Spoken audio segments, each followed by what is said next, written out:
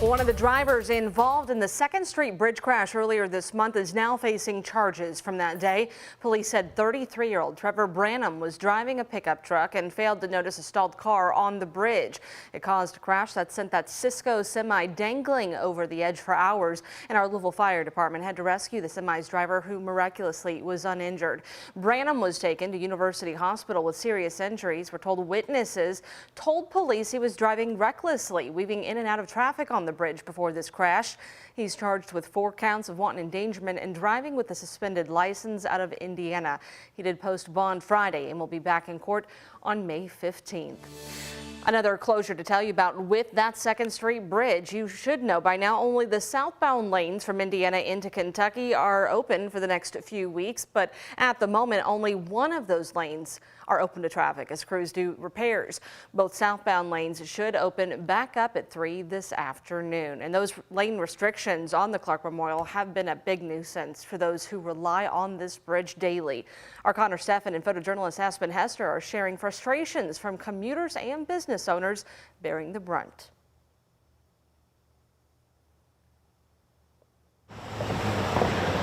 As repairs to the 2nd Street bridge stretch into a second week. Honestly, I've not seen a whole lot of difference. Businesses in Jeffersonville say they've hardly noticed. So I haven't seen a whole lot of impact. There maybe is a slight minimal impact, if anything. We are close enough to this walking bridge that we get a lot more foot traffic than we do of the driving traffic. If anything, Chris Meyer, who is a manager at Red Yeti, says business has picked up this week. We're excited about that, and thankfully, people are still keeping us in mind despite the bridge woes. Very stressful, very hectic. Ask Mike Vitito about the bottleneck on the bridge, and you'll hear a whole different story. Here's the thing, like with any of the repairs, these are things that absolutely have to be done, should be done.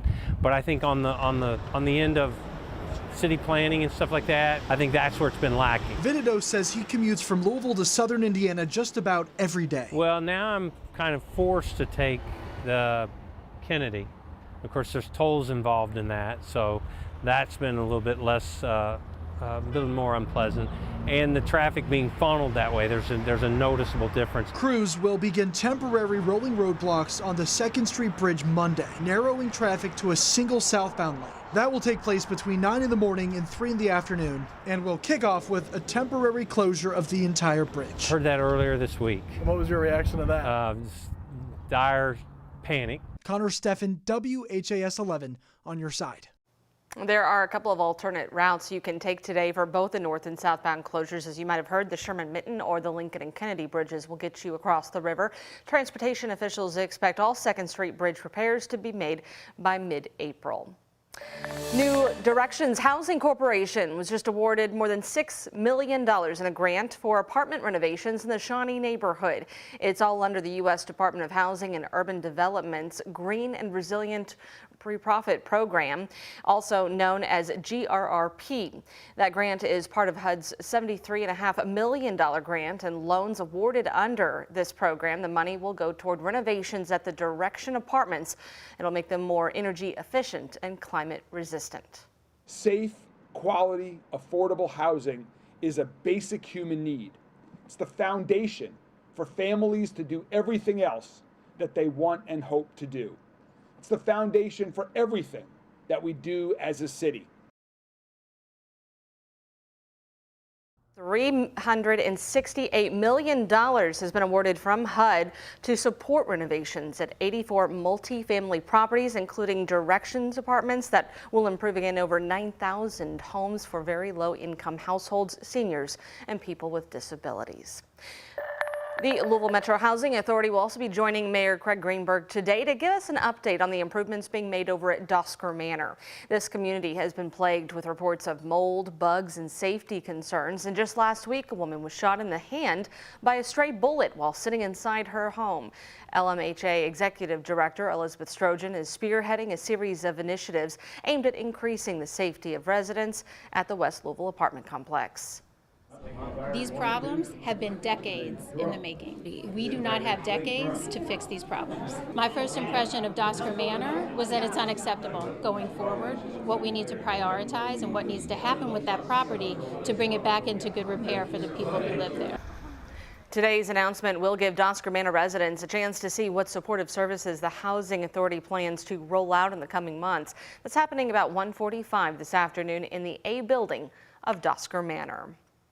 JCPS will vote on its bus plan for the students this fall during its school board meeting tomorrow, and we do know the options it's considered. Option 1 would cut all transportation for all magnet and traditional school students. In a survey sent out to parents, JCPS called this plan the most equitable with the least negative impact on students of color. The NAACP disagrees. The organization said the district has not given parents in the community adequate time to respond and react to this plan. Parents we spoke with agree too. It's just not the best option. So these kids that are in these magnet schools, they've made bonds. Just for us to not be able to go there anymore, I feel like it was a waste of our time. We've grown bonds, we've grown like families at Central.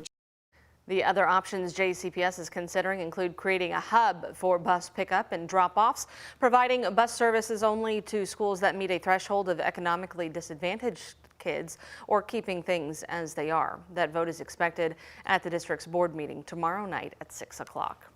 Right now, Metro Police are searching for a suspect in a deadly shooting outside of a White Castle. This happened just after 11 o'clock last night in the parking lot of the restaurant at 7th and Algonquin Parkway. Police said they could not find a victim at the scene, but later discovered a man had been taken to WHAS11 hospital by private means, but died before he got there.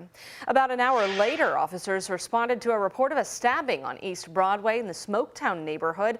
Metro Police said they found a man injured near the railroad bridge. He died at the hospital, and police did not tell us of any suspects. If you know anything about either of last night's deadly incidents, you're asked to call the anonymous tip line at 574-LMPD or use the tip line for the online portal. Bardstown, the podcast, is coming back with 5 brand new episodes, and you can catch an early release of the first one right now on the WHAS11 YouTube page. Back to Bardstown will cover the big developments in Nelson County's unsolved murders over the last year, the arrests in the Crystal Rogers case to criminal charges and new allegations. A new episode drops every Tuesday anywhere you find your podcasts. When we come